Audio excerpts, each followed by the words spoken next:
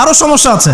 এই বিশ্বের ওয়ার্ল্ড অ্যাফেয়ার্সের দিকে তাকাবেন, দেখবেন বিশ্বের কয়টা জায়গা আপনি আমাকে দেখাতে পারবেন যেখানে মুসলিমদের মধ্যেও আল্লাহ রাব্বুল আলামিনের নাজিলকৃত বিধান দিয়ে বিচার ফয়সালা হচ্ছে? কয়টা দেখাতে পারবেন?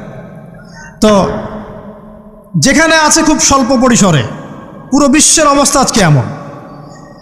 পর্নোগ্রাফি হালাল না হারাম?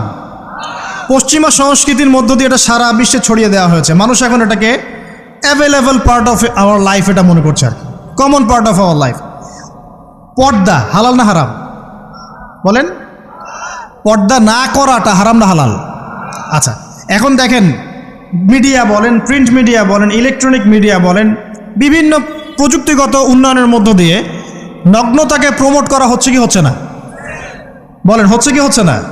এখন কি কাপড় খোলার দিকে মানুষ বেশি আগ্রহী না পরার দিকে? দেখবেন ইসলামের বুঝ যাদের মধ্যে নাই, এরা কাপড়